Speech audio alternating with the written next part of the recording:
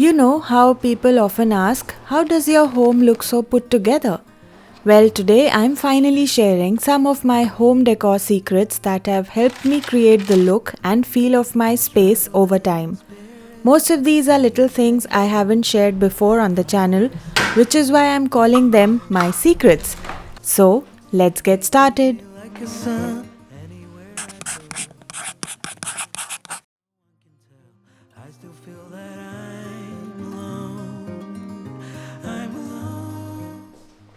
We all know about these drawer liners. Most of us used them years ago. But now there's a whole range of newer, thicker versions available out there. What many people don't realize is that these liners can also be used under mats as anti-slip grips. They even add a bit of subtle cushioning. I had a few old ones lying around, so I cut them into different sizes and repurposed them for all sorts of uses, especially as anti-slip solutions.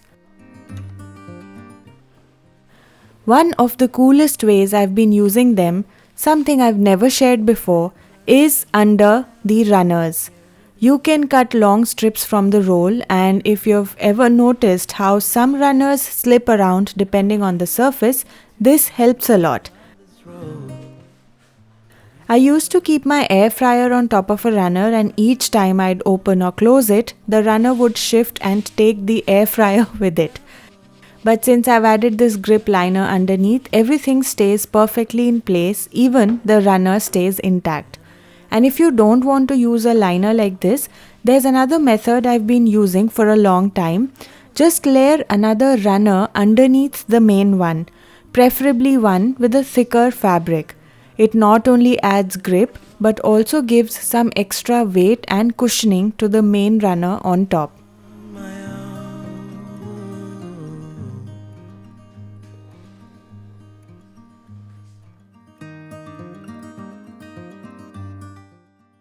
A lot of plants tend to grow out in odd directions, especially towards the light. My monstera, for example, never stays in shape. A common fix is to tie the stems to a stick using Velcro tape or something similar, but I noticed my plant's health would suffer when I did that. Instead, I started using these transparent holders. They are barely noticeable, but they do a great job of keeping the stems close together without restricting them too much. The best part is they leave enough breathing space for new branches to grow freely without getting damaged. And because they're clear, they're practically invisible unless you move the leaves aside. These holders also come in different sizes, so you can choose one based on your plant. It always looks better when the sofa is slightly away from the wall, and it also prevents wall damage. I've tried different ways to keep that small gap between the sofa and the wall, but nothing really stayed in place. Right now what I'm using are extra lint rolls. They're much sturdier than toilet rolls, and I place one on either side behind the sofa. They stay put unless we pull the sofa out completely. And if you don't have lint rolls, look around for something else which is sturdy, available in pairs and of similar height.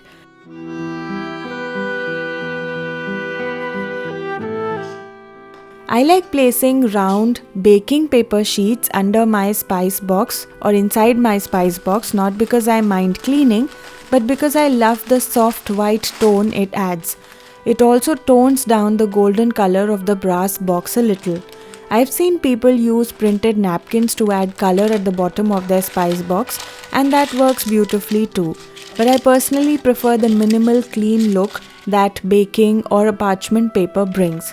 I usually keep a bunch of these pre-cut and ready. They make cleaning simpler, and if your spice box has a darker shade, the light color at the base helps reflect more light, making everything inside more visible. My spice box is from Amazon from a brand called YFL Home. I know quite a few of you have picked up the same one lately.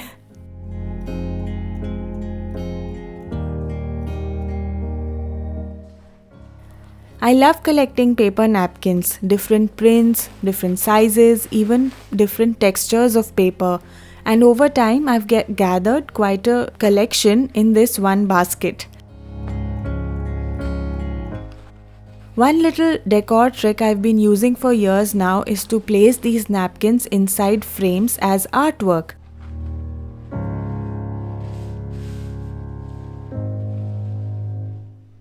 You don't have to cut up cushion covers or buy new fabric. This is such a simple and affordable way to style any wall in your home. I hope you like this idea. The dining gallery wall you must have seen probably a bunch of times. The blue frame on it actually has a proper napkin inside it. I just folded it into a rectangle and placed it in a double glass IKEA frame. The set of napkins was from Sweden, but there are so many pretty options available now even here.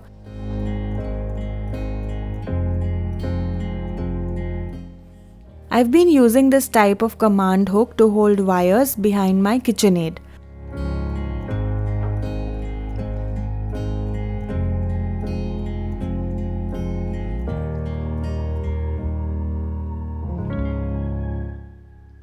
A while back I showed another kind of holder that's easily available on Amazon, but for some reason those fall off after a while, at least some of them do. These command hooks come with proper weight limits and have stayed in place much better for me. I've used one to manage the KitchenAid wire and it's working really well. I'm also using another one to hide the messy wires behind the TV.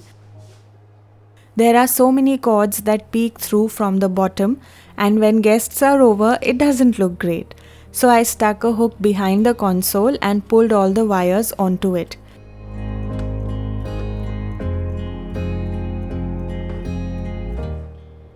Just remember to check the weight limit, and since these are command hooks, they come off easily without damaging your surface or the wall. Sometimes I prefer darker wood tones around the home, and before I found a proper wood stain, I used to make one with coffee and water, so I thought of sharing that with you all as well. This board, for instance, has a really light backside, and I'm using a coffee water mix to give it a richer, deeper look.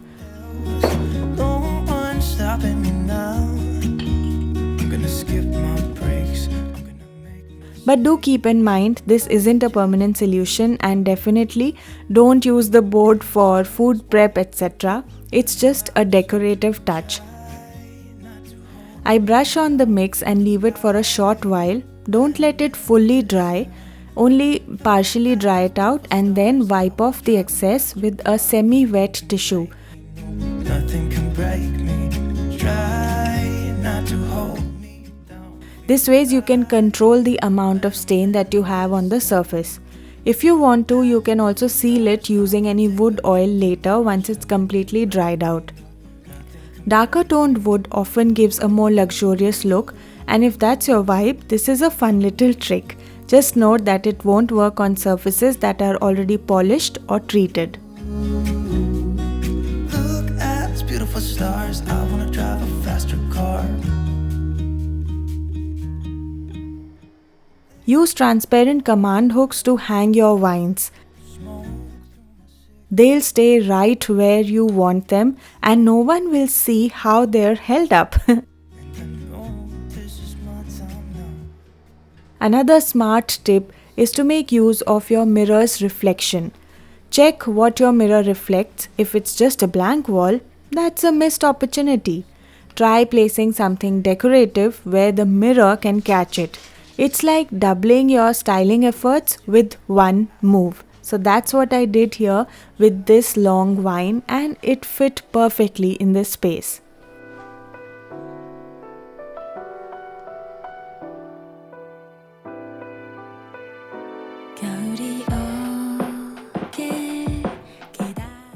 When it comes to plants, I've got two simple tricks. First, you know those plastic nursery pots that often peek out awkwardly from decorative planters? They're usually thin enough that you can trim off the top rim with scissors. I know this is a surprise, right? It's a small change, but it makes your pretty planter look much more seamless and polished.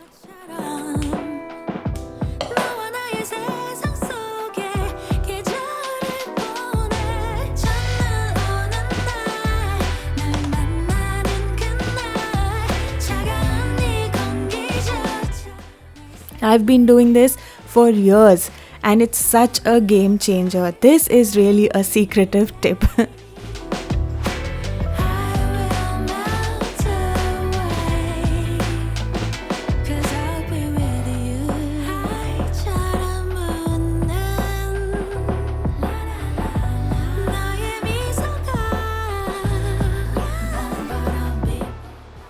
Secondly, for plant cuttings that are still rooting in water, I just pop the jar inside a basket or a vase.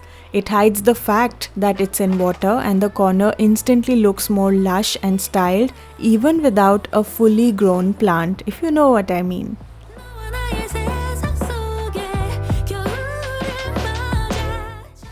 Over the years, I've collected small decorative pieces like this tiny cloche. It's too small to use practically, so I use it to offer little treats to Bhagwanji in the mandir. Whether it's laddus or just some nuts like today, this little dome keeps everything covered and safe until we eat them. For bigger offerings or festive days, I use a medium or large sized cloche. Let me know what you think of this idea and if you're doing something similar in your mandir area.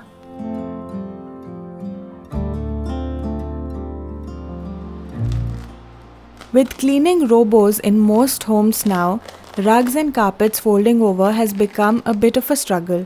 It's even more risky if there are elderly people around. Tripping on the rug's edge is a real concern. There are carpet tapes available out there, but I've been using a very strong version for a while now. Just make sure you test it before sticking it down. It's quite strong. And when you're removing it, don't pull from one side. Instead, use a scraper, get the entire edge in your hand and then slowly peel it off to avoid any damage. This tape has not damaged the material or the carpet fabric as well, which is why I love it, and it easily sticks.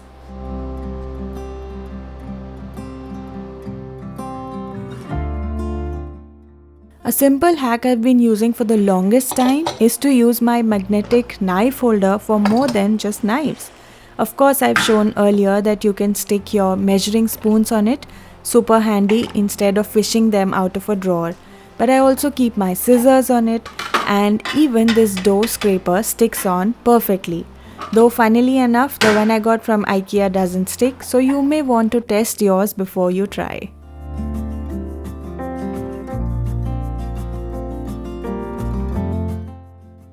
Earlier, I used to buy baskets that matched exactly what I needed to store. Now, I prefer sizing up. Take this Monstera for example. It doesn't look great in a snug basket like this.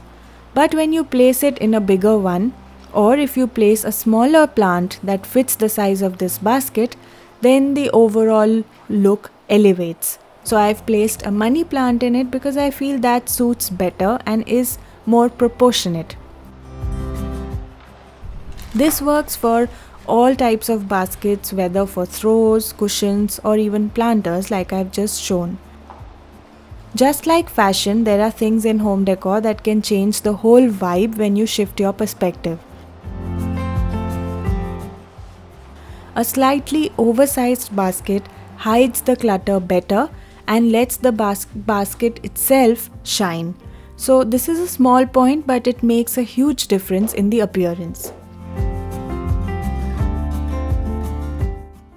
Here's a trick I've shared before, but I felt like repeating it today. If you've got a 40 by 60 cushion cover, try placing two 40 by 40 fillers inside it. And unless someone told you, you'd never guess there are two cushions in there.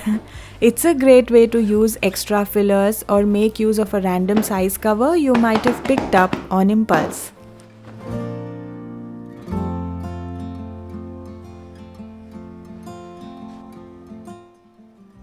And finally, here's a small yet super effective trick. Just use a little bit of oil on a microfiber cloth to clean stainless steel. It reduces fingerprint marks and brings out shine. So those were some of the little tips and tricks and hacks I've been using to decorate my home in small but impactful ways. These are my personal decor secrets and they've definitely helped me step up my home styling game. I'd love to know which one was your favorite. Tell me in the comments below. See you next time.